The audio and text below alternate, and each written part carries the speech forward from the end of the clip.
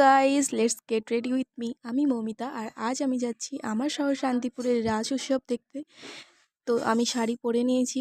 এই শাড়িটা আমার খুবই প্রিয়, একটা লাল শাড়ি। আর আমি আমার ডেইলি ইউজের যে ক্রিমটা মাখি সেটাই মেখেছি। এবং দেন আমি আমার আইব্রো ফিল করেছি আর কনসিলার দিয়ে কাট করেছি। নেক্সট আমি ফাউন্ডেশন ইউজ করেছি আর সেটাকে ব্লেন্ড করেছি। ব্লেন্ডিং প্রসেসটা খুবই ভালো থাকতে হবে। তারপরে আমি ব্লাশও করেছিলাম, কিন্তু ব্লাশের ক্লিপটা আমি কোথায় রেখেছিলাম, হারিয়ে গেছে। দেন আমি কন্ট্রোল করেছি এবং লুজ পাউডার দিয়ে আই আই চোখের তলায় সেট করেছি। তো তারপরে আমি আই মেকআপ করেছি ব্রাউন, ডার্ক ব্রাউন দিয়ে আর গোল্ডেন শিমার দিয়ে।